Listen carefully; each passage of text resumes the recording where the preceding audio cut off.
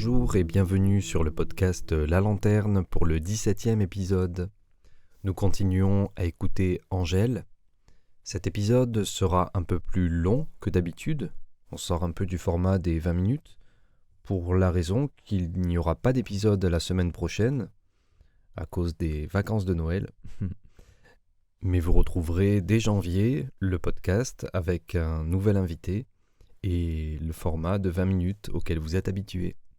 Je vous souhaite de bonnes fêtes et une bonne écoute.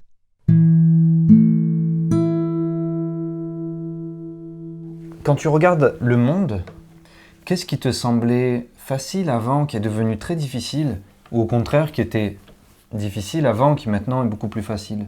Tu vois, dans ce changement d'époque, finalement...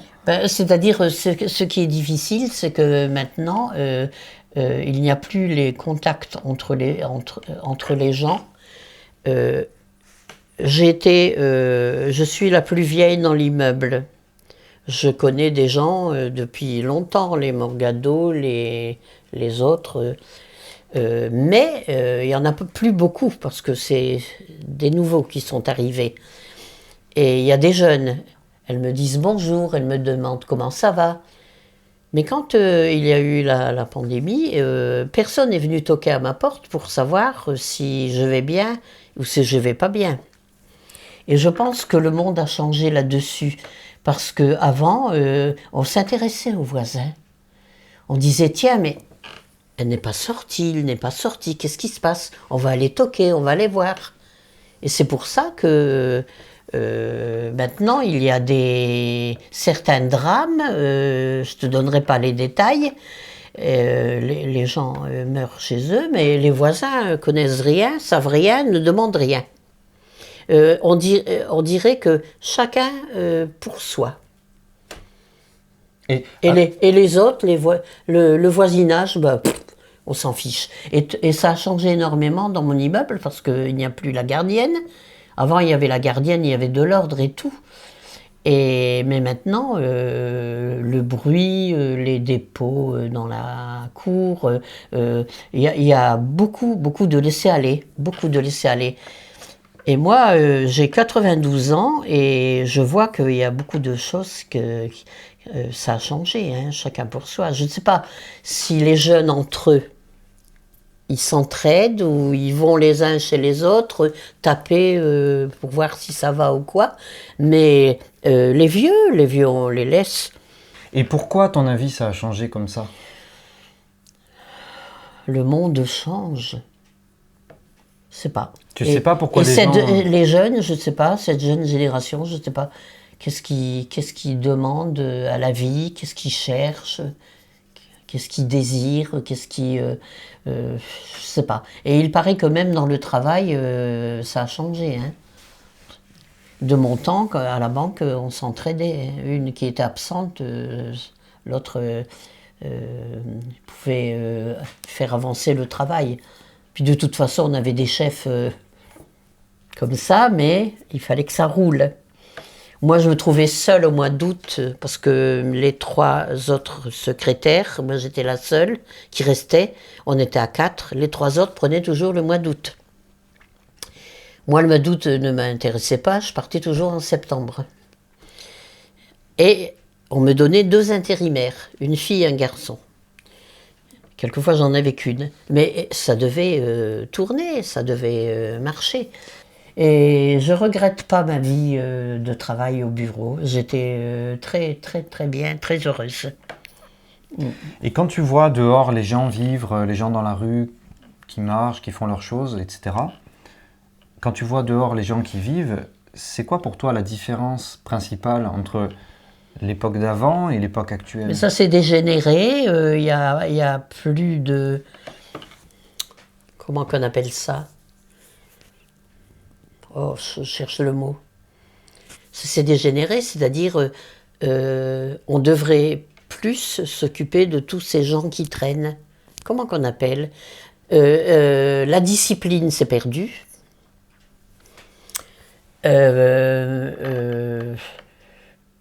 Le contact entre les gens, ils voient, mais ils s'en fichent. Moi, je parle à 2 qui font la manche. Et donc aujourd'hui, les jeunes ne se marient plus, ils changent beaucoup de partenaires, ils changent beaucoup de tout, de travail, d'endroit, etc. Quel est ton regard, toi, sur ça? Qu'est-ce que tu en penses de ça? Je suis très très étonnée parce que nous, on pouvait rester 20 ans, 30 ans dans le même endroit et on était plus stable. Je ne sais pas ce qui se passe chez les jeunes qui veulent changer comme ça de travail, d'endroit, je ne sais pas. Je n'ai pas de réponse là-dessus. C'est la nouvelle génération qui veut ça, bouger et pas être 30 ans, 40 ans sur le même siège, comme nous on l'a fait. C'est incroyable. Alors moi je me pose la question de qu'est-ce qui se passe? Ils veulent voir ailleurs si c'est mieux ou si c'est pire? Et qu'est-ce que tu penses de ça? Est-ce que tu trouves ça plutôt bien? Moi je trouve ça embrouillé dans ma tête. Et il y a des choses je n'arrive pas à comprendre. Je sais que quelquefois, quand on est 20 ans ou 30 ans dans un endroit, quelquefois on en a marre parce qu'on a quelquefois des collègues infects ou alors le chef qui ne peut pas nous blairer et qu'on peut changer. Mais là, je n'arrive pas à comprendre cette nouvelle société. Pourquoi les jeunes changent si souvent d'endroit de travail, et pourquoi beaucoup de jeunes ne trouvent pas de partenaire? Je me pose la question, je ne sais pas pourquoi. Est-ce que c'est la nouvelle société qui veut ça? Est-ce qu'il y a un trop grand mélange maintenant en France d'étrangers? Je n'en sais, je ne sais pas. Tu parles de la nouvelle société, tu as utilisé cette expression.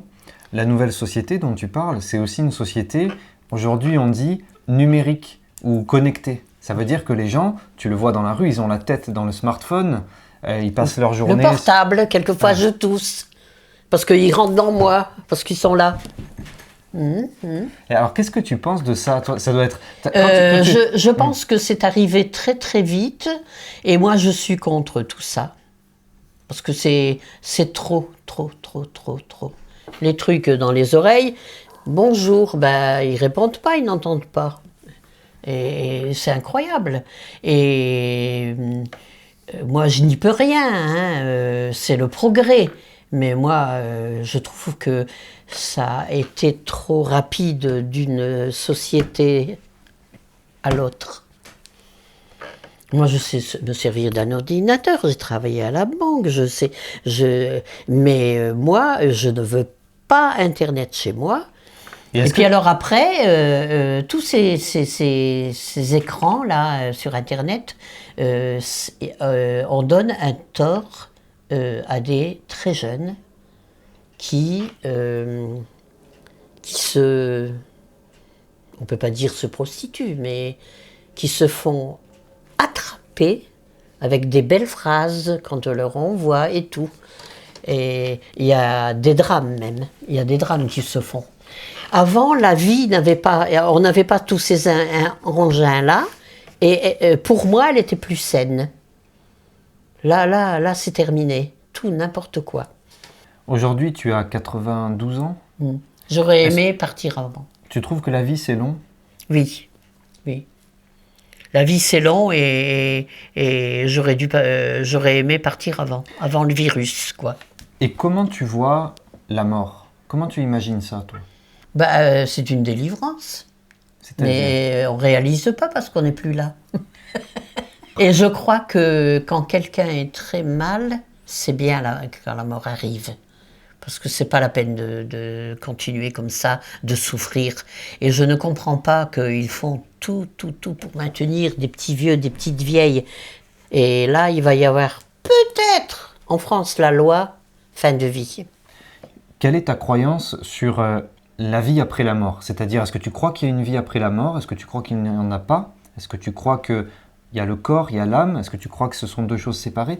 Comment tu vois en fait la mort d'un être humain? Quand il y a la mort d'un être humain, c'est terminé. C'est-à-dire?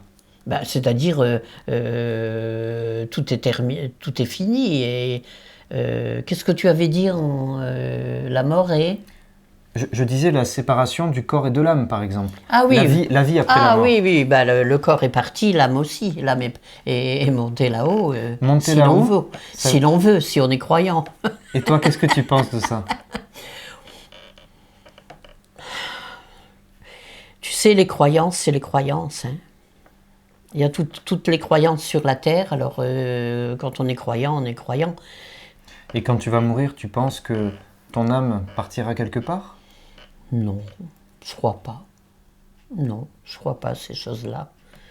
Où veux-tu qu'elle parte, mon âme? Moi, je suis réduite en poussière et puis je vais rejoindre mes parents. Donc toi, tu crois que à la mort, finalement, on éteint l'interrupteur, il n'y a plus rien. Voilà. Voilà. Il y en a qui ont de ces croyances incroyables. Hein. Oh là là là là. Non, plus rien. Non, il n'y a plus rien, je crois pas. Et ça te fait pas peur? Non, non, non, non. Et puis j'espère j'espère que j'aurai une mort subite. C'est ça qui me plaira. Et puis alors après, bon, t'es plus là, alors tu sais plus rien. Et voilà. Et il y a des personnes qui se posent la question. Oh, je voudrais être là après la mort pour savoir qu'est-ce qui se passe autour de moi. J'ai eu une copine qui m'a parlé un jour comme ça. Je dis, moi non, moi je suis réduite en cendres et voilà, hop. Et Ce qui est bien, c'est que je rejoins mes parents. C'est ça qui me console le plus. mais c'est les cendres, la matière qui va rejoindre la matière aussi de tes parents, c'est ça Voilà. qui t'intéresse. D'accord. Voilà. Et donc, à ton avis, à partir de cette hypothèse, finalement, la vie, ça sert à quoi? Quel est le sens de la vie si quand on meurt, il n'y a plus rien après? Quel est le sens de la vie? D'avoir vécu ce qu'on a vécu, plus ou moins bien, plus ou moins mal. Qu'est-ce que tu veux y faire? Moi, j'ai vécu des moments durs, mais j'ai vécu des moments très heureux. Mhm. Avec mes enfants, et puis alors après, quand j'ai rencontré des amis, femmes, hommes, et que j'ai estimé. Et puis j'ai été très, très, très heureuse avec mes 5 petits-enfants. Moi, j'aimerais finir sur une petite touche d'espoir. On a parlé de la mort. Tu dis c'est comme un interrupteur qu'on éteint. Oui. Et tu dis aussi que le sens de la vie, finalement, c'est tout ce qu'on a vécu, Oui. plus ou moins bien. Oui. On garde quelque chose de ça. Oui. Donc finalement, quel est ton conseil? Qu'est-ce que tu pourrais dire pour vivre une vie heureuse? C'est-à-dire avoir une belle vie, ça a la chance de faire de bonnes rencontres.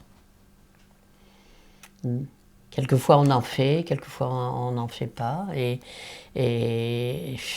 faire de bonnes rencontres, tomber sur un être qui correspond, parce que ça aussi ça fait beaucoup. Hein.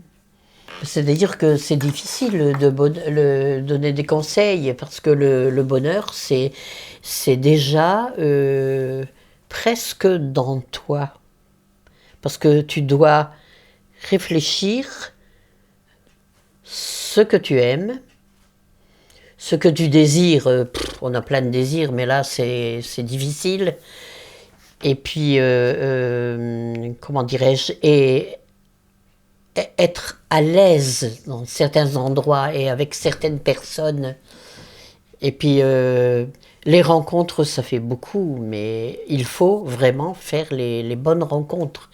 Mais alors, pour faire des bonnes rencontres, je ne sais pas. Chacun a son caractère, chacun aime certaines choses et pas d'autres. Toi, tu aimes peut-être aller escalader une montagne, un autre préfère le bord de mer, tu vois. Ça dépend du désir de chacun. Hein. Ça dépend du désir de chacun. Moi, je ne sais pas quoi te répondre à ça. Qu'est-ce que c'était la question? C'est quoi la recette du bonheur? Oh, la recette du bonheur, faire des choses dont tu as envie, mais que tu peux faire à cet endroit-là, à ce moment-là. et selon aussi tes possibilités. Parce que tu vas être par exemple, tu vas être invité à une soirée où il y a que des snobs, que des ci, que des là, tu vas te trouver vraiment comme une étrangère. Tu vas aller dans une boîte de nuit qui danse comme des singes, tu seras pas bien. Chacun a des élans pour certaines choses. Moi, j'aime aller dans les parcs, j'aime fréquenter certaines de mes amies, mais il y a des copines avec lesquelles j'ai fait des voyages. Non, je ne pourrais pas faire amie avec elles. Chacun a quelque chose dans soi qui te porte vers telle personne, vers telle situation, vers telle envie. Il y en a qui vont bouffer des gâteaux sans arrêt, et il y en a qui sont écœurés. On est tellement différents. C'est difficile, ta question, très difficile, parce que c'est chacun ses désirs et, attention, la disponibilité. La disponibilité, parce qu'une mère de famille avec plein d'enfants, elle ne peut pas aller voir un beau spectacle, etc., etc. Il faut être disponible. Et moi, à part le boulot que j'avais chez moi, à part mon travail, j'étais quand même disponible, mais pas tellement disponible, mais quand même. J'ai bien profité de mes sorties et des spectacles, etc., etc. Et qu'est-ce qui t'a donné le plus de joie dans ta vie? Oh là là, le plus de joie. Quand je passais les moments avec mes petits-enfants. Ouais. Mais voilà. Ah, mais c'est difficile, hein, tes questions. Et alors aujourd'hui, les jeunes, ils ont envie de rien. Ça, c'est le nouveau...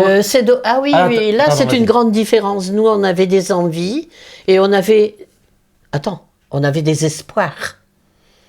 Et vous avez moins d'envie et vous avez moins d'espoir. Et ça, c'est dommage. Moi, j'ai toujours espéré le prince charmant.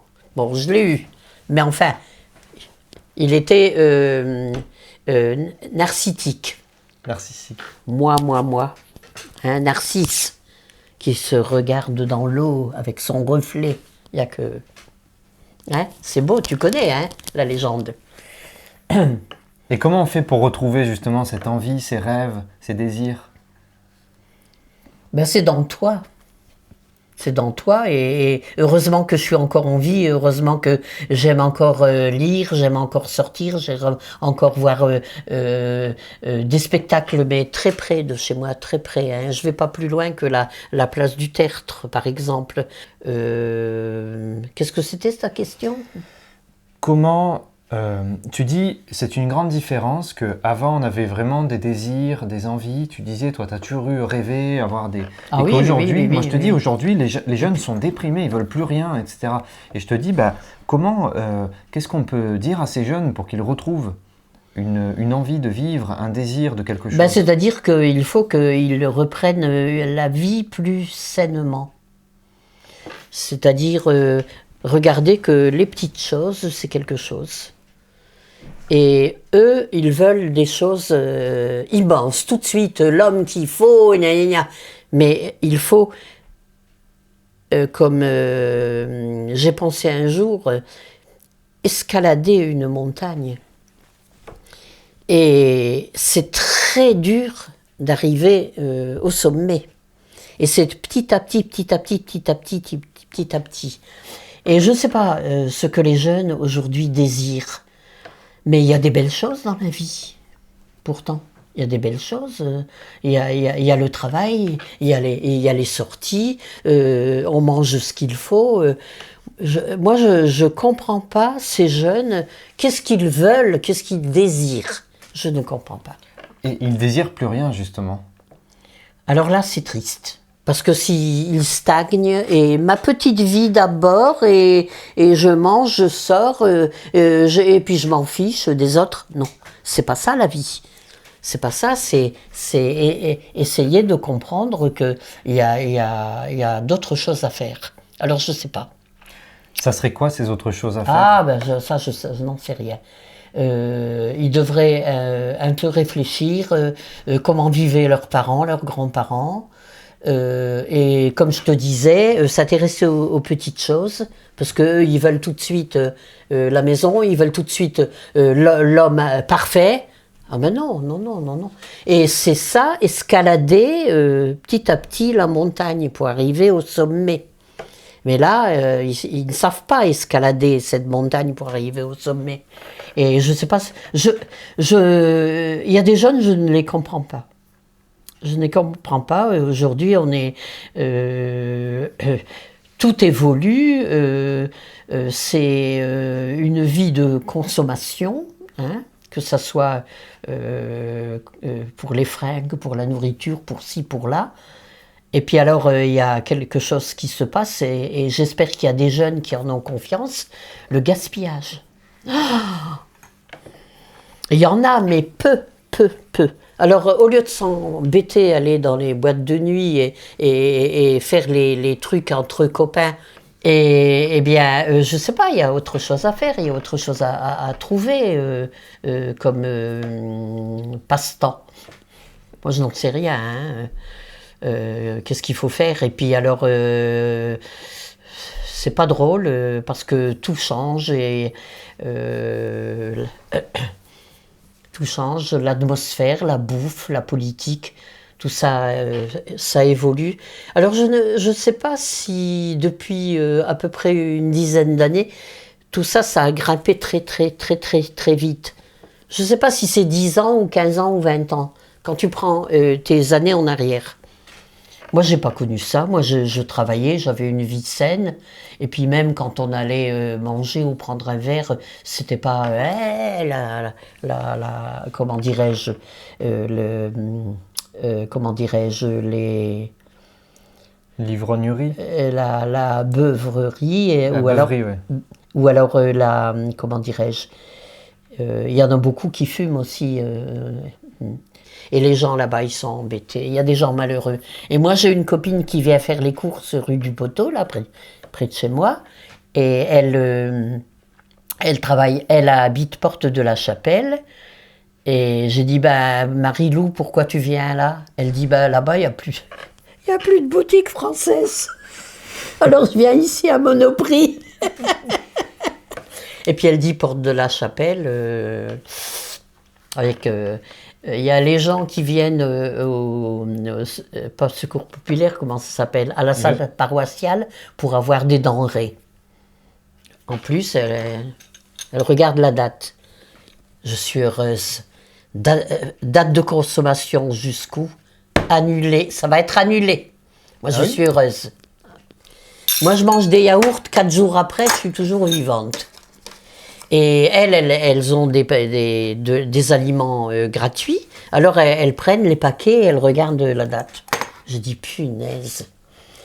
Et pourtant, ces secours là qui donnent des aliments, ils regardent, ils ne donnent pas n'importe quoi. Mais quel monde, dans quel monde on vit Tu dis tu aurais aimé une fin de vie plus heureuse, c'est-à-dire qu'est-ce que tu aurais aimé je suis en train de réfléchir parce qu'il y a plusieurs choses. Ouais.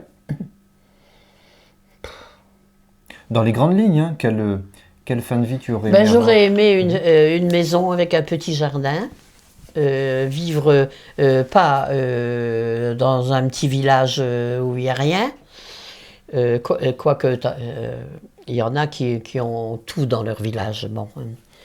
Et puis avoir un chien, et puis des gens sympas autour, je sais pas quoi te dire. Mais malheureusement, je suis cloîtrée dans 30 mètres carrés, et puis voilà. Mais ça m'aurait plu, une petite maison avec un jardin et un chien. Alors en t'écoutant, je suis interpellé par l'insistance que tu as sur le lien entre le bonheur et les gens. C'est intéressant, je trouve. Pour toi, la condition du bonheur, ce sont les relations humaines. Ah oui. Et C'est énorme, énorme. Là où j'étais heureuse aussi, c'est dans le travail. Ah oui, je te l'ai dit, les 3 chefs qui m'ont appréciée, oui, oui, oui. Et qu'est-ce qu'on peut développer comme qualité pour être bien avec les autres? Comme qualité, il faut être généreux. Et il faut être, pas pour tous et pas dans toutes les situations, il faut être attentif. Il ne faut pas être renfermé dans toi-même. Je vois personne, je connais personne. Et puis j'aime beaucoup voir comment les autres se comportent. Je ne sais pas pourquoi. Le comportement. Et quelquefois, il y a des beaux comportements, mais quelquefois, il y a des comportements, je ne leur dis pas, mais j'aurais envie de leur dire vous êtes folle, ou pourquoi vous faites ça, Voilà, je suis comme ça, c'est dans mon caractère de vieille. Et quand j'étais jeune, j'étais pas comme ça. Hein. Tu évolues. Alors il y en a qui évoluent dans le bon sens et il y en a qui évoluent dans le mauvais sens. Parce que je connais des mémères, elles sont acariâtres, tout leur déplaît et tout. Il y en a une, je ne sais plus, que je connais comme ça depuis longtemps, j'ai dit vous gâtez vos enfants et vos petits-enfants. Elle dit quoi? Mais je leur donne rien, ils auront tout à ma mort. Alors j'ai dit mais c'est du vivant qu'il faut gâter. Et tu vois la différence. Alors il y a des gens comme ça que je rencontre. Et moi j'aime observer, je ne sais pas pourquoi. Et comment dirais-je, j'ai beaucoup de bons contacts aussi avec beaucoup de personnes. Parce que je suis ouverte. Et quand c'est des gens sympathiques, Moi, il y a 3 jeunes femmes que je ne connais pas et qui m'ont donné toutes les coordonnées, qui doivent m'appeler, bien sûr, que j'ai rencontrées, une à la mairie, une dans la rue du Poteau, une autre chez celui qui fait les ourlets. Il y a un autre nom, mais enfin, disons couturier. Eh bien, c'est des inconnus, mais elles me regardent, elles me sourient, elles commencent à parler. Alors je leur réponds et tout, et j'ai leurs coordonnées. Et là, j'ai fait connaissance d'une qui est d'origine polonaise, qui doit me donner des nouvelles. Alors je ne sais pas.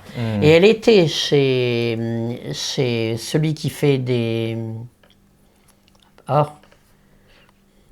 ourlets, les coutures. Tu vois, j'ai un trou et je suis désolée. Et elle m'a donné ses coordonnées parce qu'elle essayait une robe rose longue. Et c'est elle qui m'a souri et qui m'a donné sa chaise en paille pour prendre un tabouret en plastique, déjà. Et elle est partie dans la cabine. Et quand elle est sortie de la cabine sur la glace, elle a dit « Madame, venez me voir comment je suis ». Et elle allait à un mariage. Alors j'ai dit « C'est bien ». Et votre partenaire va vous voir très belle. Elle dit non, je n'ai pas de partenaire, j'ai personne. Alors j'ai dit tiens, peut-être au mariage vous rencontrerez quelqu'un. Et elle demandait son avis. Elle avait une robe rose, elle avait un décolleté très joli, châtain, mince. Et c'est incroyable. Et c'est des inconnus comme ça avec lesquels je fais des connaissances et elles me donnent leurs coordonnées. Alors je ne sais pas si elles m'appelleront. Elles me donnent leur numéro de téléphone et elles me disent vous pouvez me téléphoner. Et une autre à la mairie, j'ai donné un pli qui traînait par terre à un gars qui remplaçait la dame qui donne des cartes pour les sorties.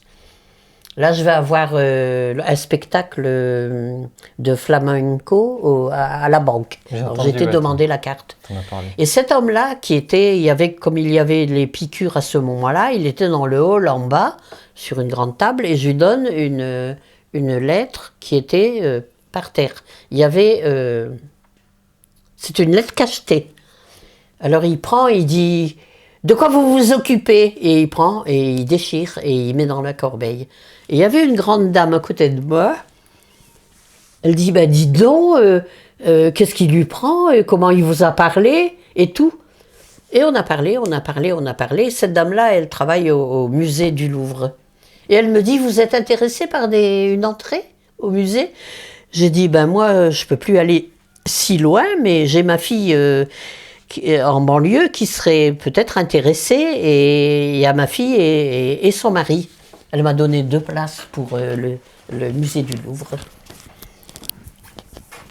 Elle m'a donné ses coordonnées aussi, et je peux les appeler, mais j'ai encore appelé personne. Et puis une 3e, je ne sais plus où j'ai rencontré, je ne sais pas. J'ai l'impression que je suis une petite vieille sympathique, car les gens viennent me parler et me faire des compliments. D'accord.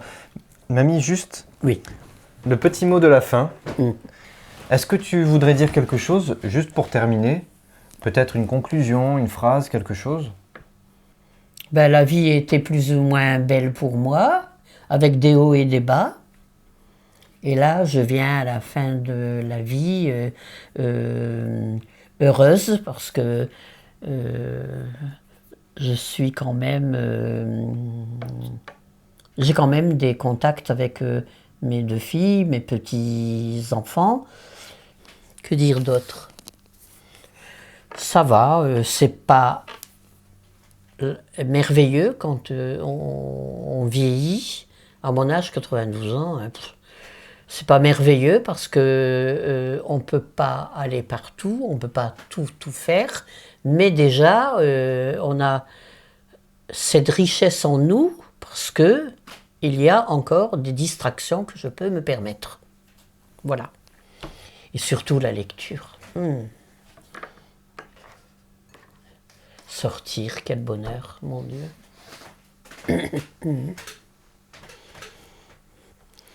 Comme je n'en ai plus pour longtemps, j'en profite. Au mieux. Tu as bien raison. Merci.